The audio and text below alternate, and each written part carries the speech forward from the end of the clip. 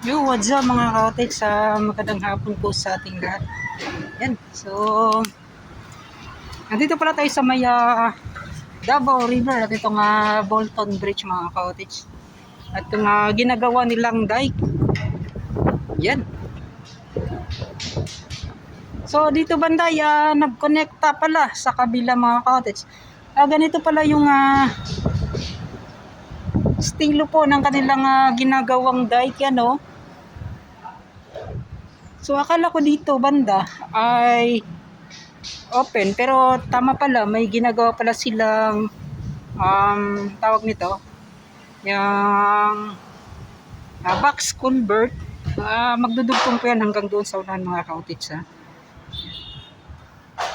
So ito na pala yung itsura niya, yung kanilang pagkaplano para sa ginagawang dike. So dito banda mga ka-cottage, so wala naman sigurong problema kasi yun nga po yung agos ng tubig dito, yung tubig sa panak ay, so yun, titingnan na lang natin kasi yun nga po mga ka-cottage, yung mga kalupaan dyan, kanila kasi yung tatanggalin, kanila po yung kukunin lahat po ng mga meron dyan. So magiging tubig na po yan dito banda. So punta tayo doon sa unahan mga ka-cottage kasi yun nga po, may nakita ako sa ginagawang Davao River na hindi natin nakita sa ginagawang Davao River Bridge. Doon tayo sa may doon tayo sa may Kaparida sa Ikulan segment. So yun, ito pinasilip ko lang sa inyo kung ano yung meron. So pupunta tayo doon sa dulo.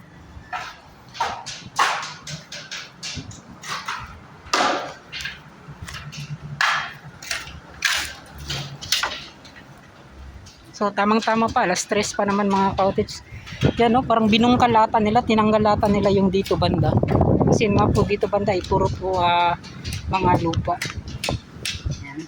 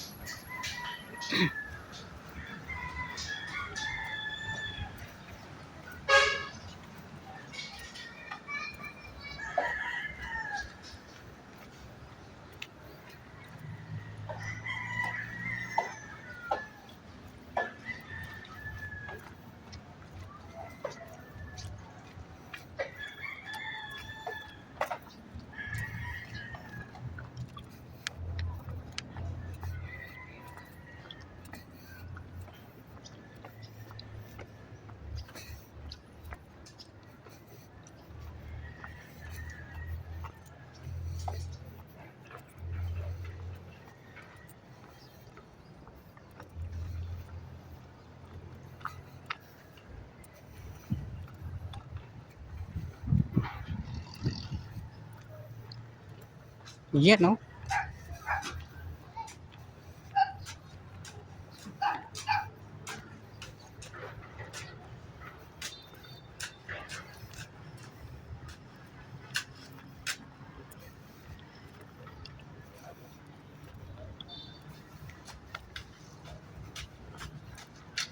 So yun mga ka-cottage, yun yung sinabi ko, yun sa dulo.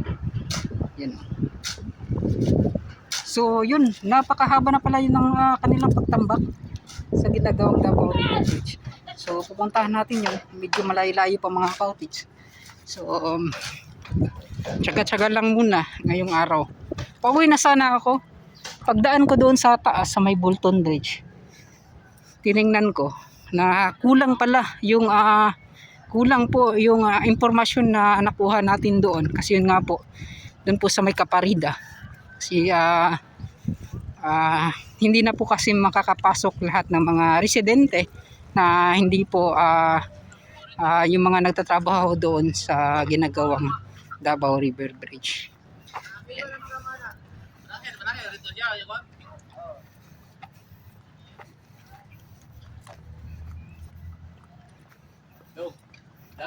Oh. Tito Tans TV. Tito Tans TV. Oh. Ay, nakatanaw ka sir? Oo. Yan, shoutout day kay sir, nakatanaw day sir. Subscribe ko. Nakaka-subscribe ba? Yan, salamat. Sa pangalan na to sir. Napaka-vlog po. Ano kayong sa ikon nimo? Dela Force Fishing Adventure. Dynaforce Fishing Adventure sa YouTube na o sa Facebook? Okay, yo. Sa YouTube. So, paki-kuan suporta dai mga ka-otits. So, Dynaforce Fishing Adventure. Yan, pakita na ko. I-search na ako niya sir ang imong pangalan. Nakakuha ko siya mga. Sulo pa ko. Ayun, salamat kayo sir sa subscribe ta pud ka niya. Yan, so, unsa sir mo ni mo gigamit? Kini ba ka? Mao ning imo ha. So, asa imong gina-kuan sir, panagatan? Nakakuha sa Bagol to. Sa Dabagol pa. Ganito ta mo uban sa imo sir ay. Ha? Pwede kaya ta kauban dito sa imo ha? Tugay mo ulit eh. Tapila ka adlaw pod. Kami tawalo kadlaw. Walo ka adlaw pero kaya mangyapon basta Pang-barilis. mao gani nindot gani nga na gani wa pa ko kasway nga na baka nang mamasol. Pagpura naman pang-barilis ko. Ay kanino? Oo. Yan so daghan mo gud sa YouTube sir nga na ba gusto pud na akong mo-try unta. Pwede makauban sa imo sir kung puhon? Oh, inot lang ka. Kontak ka. Sige sir, salamat kayo sir ha. Ayan, Dynaforce Fishing Adventure. So, mga ka-otits, itatry ko baka kung makauban tayo sa iya ba kung saan kanang pagpamasolog kaning mga tuna. Yan. So, di mo po delikado dito sir. Tama-tama lang. Di man namin pa na balon juga po lang. Na Di masuka ka ng balon kayo. bitaw kung amihan okay ra. Mani balon kayo. Hangin dito pag ko amihan. Oo. So, pohon sir ha. Basta makauban ko dira sir. Okay raman kaya. Kira. Yan, Dynaforce Fishing Adventure. Try daw. Ayan. Basta naka-shoutout sir. Ha? Shoutout. Shoutout mo nagkataytanan niya. Ayan. Ayan, salamat kay sir. So, kani sila sir, unsa man diri lang nito. Dira lang rin. Ako din bulan ko na kakatara kayo. Tagsa pero ikaw gid ang pinakakuan mo kan dito. Barilis. Mo. Sir, salamat kay sir ha. Okay. So, pa-support sa iyang YouTube channel, Dynaforce Fishing Adventure. Salamat kay sir. Dela Force Fishing Adventure. Yan, daghang kay salamat. So, mao pa ni, imuhang kuan. Pila ni siya ka box sir? Wala man. Daot pa. So mao gid ang ginagamit nimo no kanang murag magpalay-lay sila no. Yan. Kamuti, Jambore, kuan, Budagitan. Asa na dapit pod? Hindi na wala ka. May mati na na. Kita, tubalan na. Layo na gid kayo no. Mamalita. Pero kaya na kayo. Awat may lawat, lagutom. Di layo. So sir, salamat ha. Amping permite sa pagbiyahe sa dagat. Yan. Salamat. Ato sa ko sa unahan. Yan, salamat. Dynaforce Fishing Adventure. Yan, salamat. So, paki-support po mga ka-otits ha. Sa mga lahat po. So, ako, isa rin akong mangingisda dati. So, sana po mga ka-otits, yung mga ganito, yung mga content nila na mga pag-fishing po, ay suportahan po yan ninyo kasi napakalaking tulong din yung kanilang mga ginagawa kung paano po nakukuha yung mga malalaking isda katulad ng mga tuna, yung mga barilison nga po mga ka-otits. So lahat-lahat na po. So diyan po banda mga ka-otits sa may western part po ng bahaging po dito po sa may lungsod po ng dito po sa may Mindanao. So diyan po yung kanilang area ng pinagkukuhanan po ng tuna. Yun.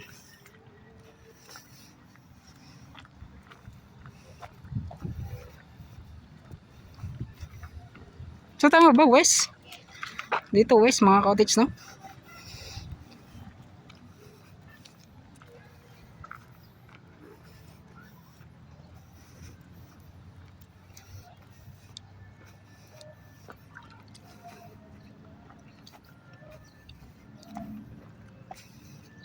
South siguro no? Southern part.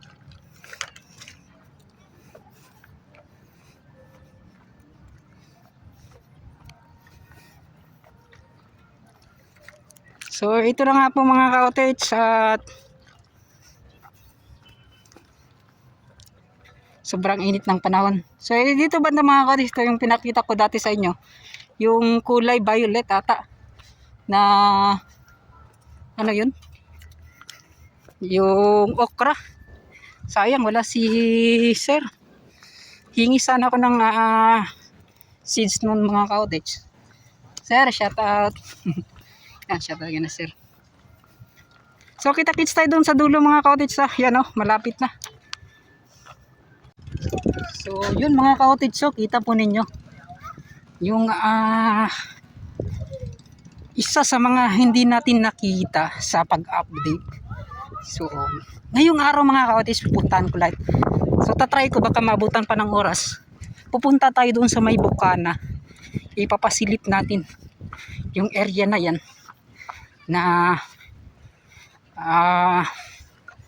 na medyo malapit na talaga mga ka-OTs. So gaya nga ng sinabi ko sa inyo dati, na yung paggawa nila sa pagtambak nila ng mga lupa ay dito pa hanggang sa unahan. So parang tama po tayo mga ka-OTs, hindi tayo nagkakamali na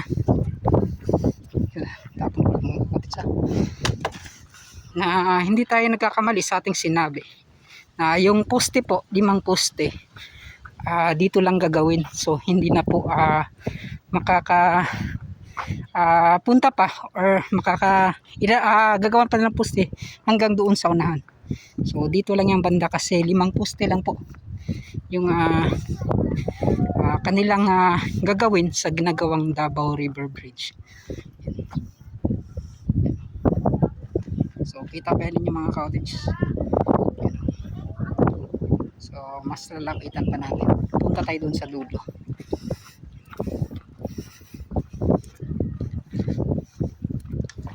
So dito banda tapos na daw to, sabi ni foreman engineer ng tapos na sa kanilang kontrata. Yan, sabi ni foreman engineer ng tawag niyan dito sa Vicente Lau. Yan, so ito nga package na to. So dito banda sa unahan hanggang doon po sa dulo. So Vicente Lau po yung gumawa. So napakaganda. So gaya po din ng sinabi niya na swerte po daw ng kung sino po yung magtutuloy dito. Kung sila po ba daw yung makakuha pa ng phase 2 para mabuo itong ginagawang dike. Kasi yun nga po yung kanilang ginawa ay pinalabas talaga nila yung mga bakal na yan. Yan, napakapulido po ng pagkagawa. Yan. So meron pang ganito. Yun o. So kita naman ninyo kung gaano po kaganda gumawa, magtrabaho itong Vicente Lau Company. So doon po yung dulo. At mga ka-OTs, inuulit ko, itong paggawa pala ng dike na to, gaya ng sinabi ko,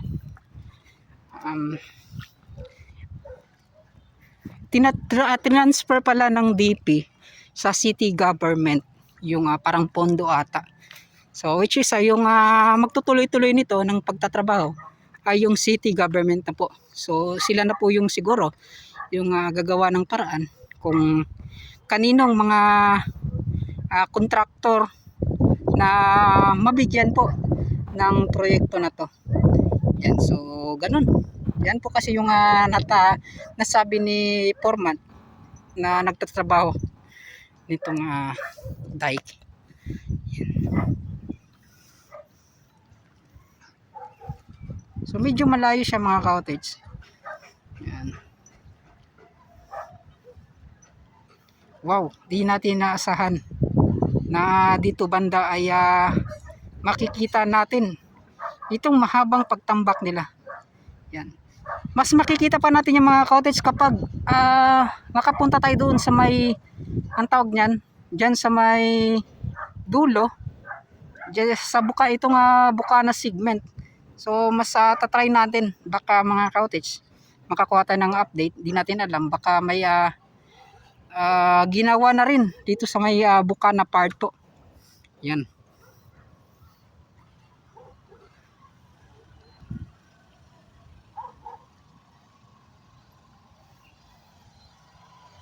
Yun mga cottage. So napakaganda tingnan mga itong Davao River. Hindi na talaga katulad ng dati. Yan. Itong dike po na kanilang ginawa ay napakalaking tulong. So dyan pala sa may Pag-asa, sa may Barangay 5 Bangkiruan mga cottage, sinimulan na pala may yung dati na in-update ko yung may bagyo na dumating na yung mga ibang parte yung Jid Valley na natamaan. So doon po sa may bangkiruan, yung sa barkada ko, kaibigan ko mga cottage, na yung kanilang kanilang area ay tumaas din po itong tubig sapa na to dyan sa may barangay 5A. So sinimulan na pala nila. So ngayong March po daw mga cottage, so tuloy-tuloy po yung kanilang paggawa. So sa akin nakita yung kanyang binidyohan po mga cottage, yung ate po ng aking kaibigan. So binidyohan po niya na mayroon na pa silang inilagay na mga sheet file. So para po ngayong Marso ay matuloy-tuloy na po, magdugtong na lahat po ng ginagawang dike dito banda. So doon naman sa unahan na part mga cottage, sa itaas pa talaga, hindi ko alam kung ano po yung mga nangyayari doon. So dito sa may bangkiruan hanggang dito sa dulo, so nakita po natin yan lahat, yung kanilang mga ginagawa. Yun. So ito na po yung itsura ngayong araw. Itong Davao River at itong ginagawang Davao River Bridge. So maraming salamat. So try natin punta ng mga cottage dito sa Bukana segment, yung dulo naman sa kabila. So parang haba pa naman yung oras. So yun, maraming salamat at hanggang dito na lang. Mega shoutout pala sa lahat din ng mga supporters natin, sa mga baguhan dyan. Yan mga cottage, Dynaforce Fishing Adventure, pakisupport po. Maraming salamat at hanggang dito na lang. Bye bye na.